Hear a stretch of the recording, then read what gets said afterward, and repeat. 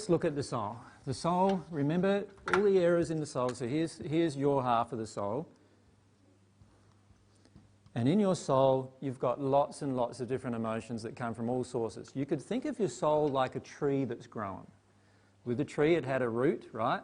And then it's got all these branches that come off, right? And then the leaves come off of that. And eventually you've got all these different branches and trees coming off of this root that's into the ground. So you've got the root system underneath the ground. Now, you could think of all of your causal emotions as what's under the ground. Couldn't you? Now, when you look at a tree, you don't see what's under the ground initially, do you? The only way you can see what's under the ground is you start digging around the tree, right? You start digging around the tree and you go, wow, there's a root here, you know, it goes out there. And then you follow that root, don't you? Like you dig along and dig along, and what's happening is you're following that root out to the end of its tentacle, if you like, to the end of its extension. And really it's the same with you emotionally, right? For a start, when you start looking at your tree, which is the creation of what's inside of your soul, initially all you see is the outward appearance, which is not actually a true reflection of what the tree really looks like. You follow me? What it is instead is what part of it you can see, what's grown from this system that supports it. Does that make sense? And so what we're doing on the Divine Love path is we're getting to the real root of things all the time, the stuff that's underneath. Now that's not going to be a process that's simple, because we've spent all of our time covering that up, haven't we? We've spent all of our life trying to cover that up so we don't see it. We only want people and ourselves to see this, right? And it's painful. And so, yeah, we start digging around the roots and we go, wow, that root goes way out there. Where does that root go? Like, we start travelling around, like, and we start seeing it, it's like a long way away, right?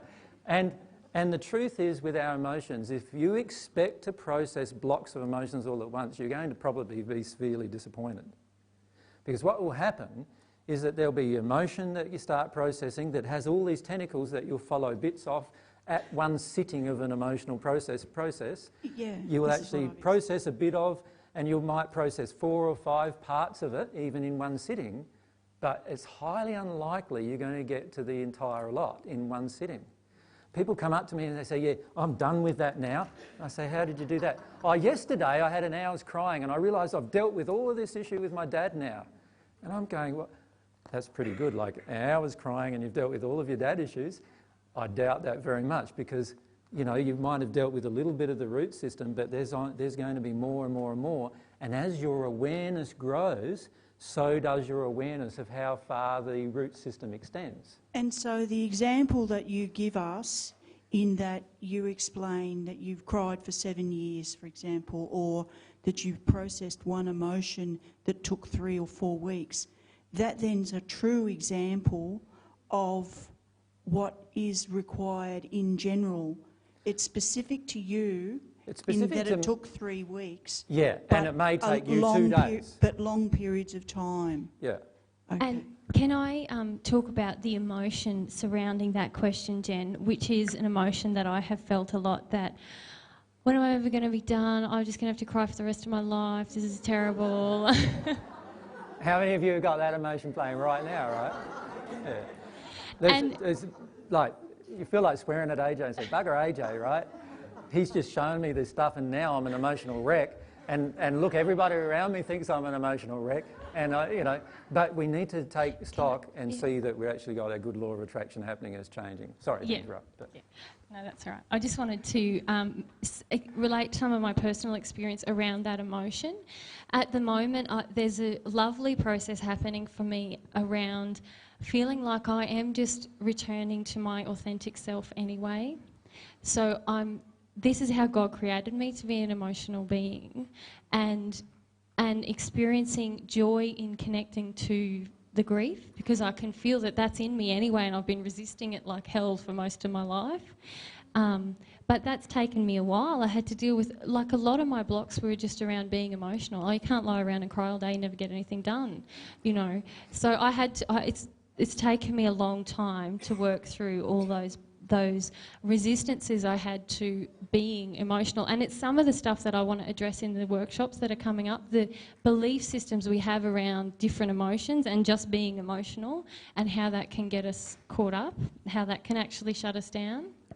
And even process the feeling like this is never going to end and I'm never going to get there, because that's an emotion. I've been scared to death of having that label, for want of a better word. Of being crazy because you're always emotional now. Yeah. Yeah. I just want to address something from yesterday. Mary put her heart on the line a lot yesterday, right? Oh, yeah. And she was very, very teary while she was talking to you about her life. Now, you should have felt your emotions about that.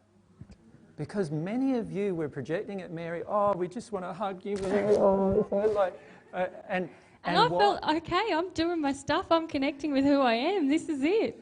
And she felt fine, but you were actually wanting to shut her down.